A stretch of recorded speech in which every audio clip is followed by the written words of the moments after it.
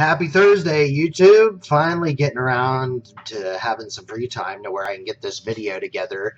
But I posted some pictures on Twitter and I got a request from a few people that they wanted to see this video made. So I figured I would do a quick recap of my trip to the 2015 Wizard World Tulsa Comic Con this last weekend. This is actually my first comic convention I've ever been to. I've been to like tons of like sports card shows and sports memorabilia shows.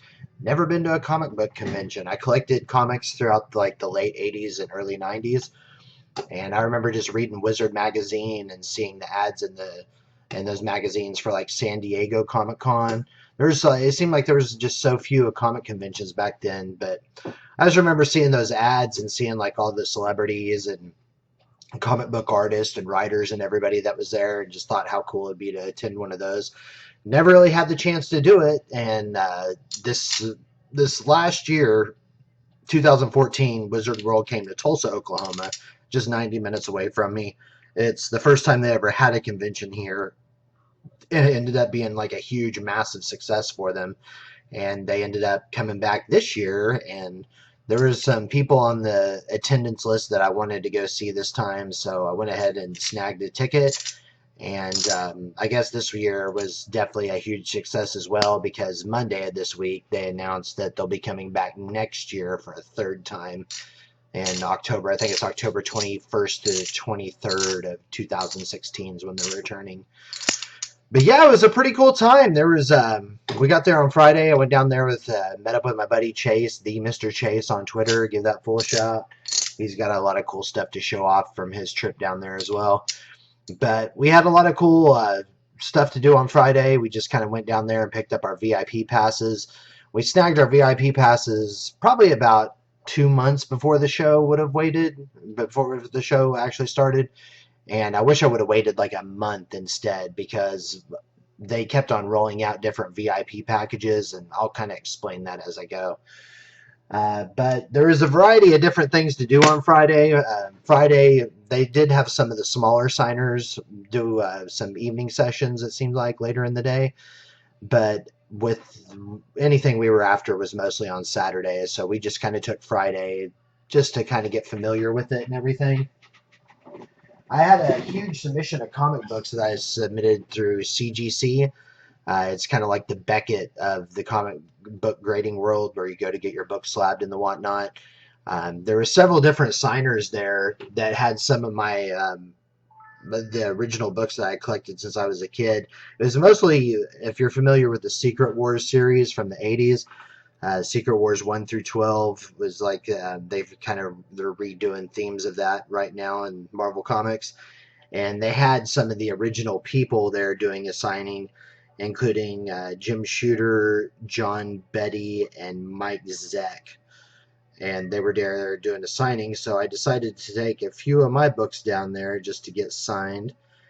And let's see here, get the picture for you guys. Well, if I can get it to turn here. It's starting to do the flippy thing on me. I think that's because you have auto rotate on. Oh, this is a pain in the ass. But yeah, right here, this is Secret Wars number 8. It's the first appearance of the Black Suit Spider-Man. Wish that would show up, focus a little better, but you can see that got them to sign it. Signed by all 3 of them. And then I also got 2 copies of Secret Wars number 1. That is not wanting to focus at all. But yeah, it's all autographed and signed by them, so it'll be cool to get those back. I did a huge submission of most of the books I had from when I was a kid. There's some nice stuff in there, like an X-Men number 12, which is the first appearance of the Sentinels. It's in horrible condition, but I think it'll sell better once it's slabbed. But a whole bunch of other stuff on there, too, that I won't get back until like January or February. They said that they've been really busy this year, and it's going to take up to 4 months to receive my books back. So all the autographed books I got at the show and stuff, I won't even know what the grades and all that stuff will be until all that stuff comes in. So eventually I'll have another CGC video with lots of stuff to show off. This is a print from Billy Martin. He was one of the kind of like the featured artists of the weekend because for everyone that attended the event, they got a Walking Dead #1 variant cover book that he did the art on. I went ahead and got both of those books signed. Since I was VIP, I got the regular and the black and white sketch edition. So those are both signed. Those will be back CGC with the rest of that stuff. But Comic-Con box a few months back had a Billy Martin exclusive print that came in the box. Bonus art by Billy Martin.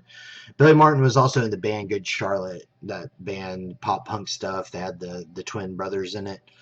But this wasn't signed, so I got him to sign it. He was super cool about it, too, because when I went up to his booth, he was hanging out with this chick who I found out was his girlfriend, and he was wearing an Oklahoma City Thunder hat. And I asked him if he was really a fan or just wearing that team hat for every state he goes to. And he said that the girl he's dating is from Oklahoma City and became a Thunder fan after dating her. So pretty cool interaction I had with him. Also, Neal Adams was there. Neal Adams is kind of like, he was like the upper echelon of the guys, the comic book artists doing the signings.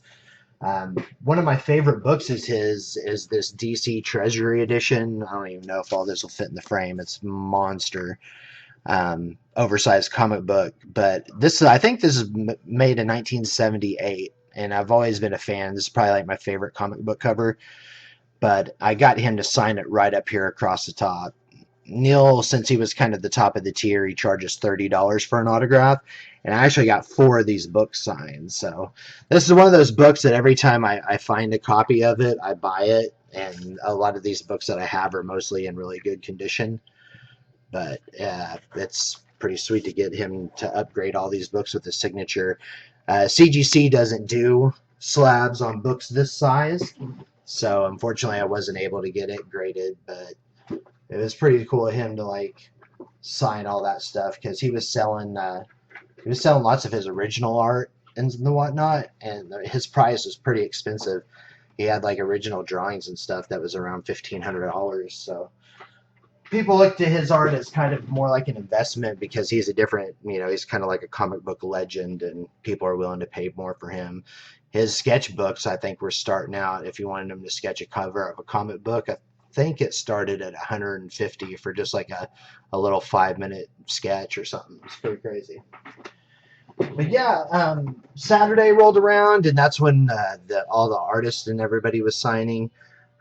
We started off the day by getting, I think we started with Seth Rollins first. And Seth was really cool doing a signing there. Pretty much all the WWE signers that were in attendance were all champions, current champions or champions at one time. But Seth Rollins, he just came out with this new figure. I think this will be widely available eventually, but I think right now at the moment it's like a Toys R Us exclusive. It just came out, but this is the elite figure of Seth Rollins, Money in the Bank, Seth Cashes In edition. Really sweet action figure set. If you're a Seth Rollins fan, it was probably his coolest moment to date, and it was awesome that these just came out. The online release, I think, on Ringside, it wasn't until November, but my buddy Chase was able to give me the heads up and let me know that they were available in store at Toys R Us, so I was able to go down there and cherry pick to get the best of the crop. So it's not every day you get the opportunity to get stuff from the champ, so I went ahead and got 2 of them. So those both turned out nice with the gold ink paint pen. He was incredibly soft-spoken, very humble. You could tell he was happy to be there. We also attended a Q&A shortly after they did the signing. And this girl right here was in attendance with him, Charlotte. She just said that she had only been wrestling for 3 years. And you could tell at the Q&A, she was getting fumbled on some of the questions, and Seth would kind of have to come in and to assist her on answering some of the stuff from the fans. But she was cool enough to sign this. She gave me a heart. And I actually have a few of these to get rid of or trade, whatever. She was only $20 an autograph. I was can't believe it seemed like it was so cheap for the current Divas champion. And this is her rookie figure, first in line. I got these through Ringside as well because I couldn't find them anywhere else. But yeah, these came out real nice. She was telling me how crazy her schedule was, and like she was immediately getting on a plane right after the signing just to fly to Los Angeles so she could go to Hell in the Cell. It was pretty surprising that all these people, like they were all wrestling on the card the next night, including the Undertaker, which is who we went to see.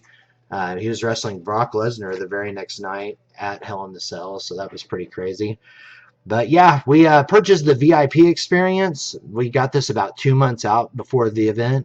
Wish I would have waited a month because they eventually came out with a 3-pack, like a 3-pack VIP, and it would have been a better value and saved me just a tiny bit more money. But these come with the speed pass, so you get a much faster placement in line, so you're not standing around in lines literally all day. Even though we did have the VIP passes, we were in line for quite a bit of the time. So I think I should do like another video just to talk about like suggestions, tips, and tricks and advice just for attending one of these things, because it was definitely an experience going through all this for the first time. But I went with 2 different things to get the Undertaker. The first one I snagged this off of eBay. This is his debut program. This is from Survivor Series 1990.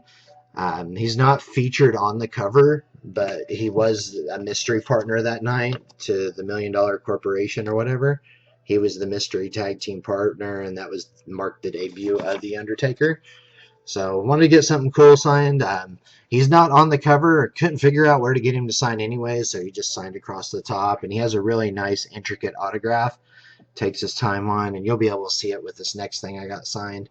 But this is going to be a little project, a project program, because it seems like there's a lot of Hall of Famers around doing signings and such.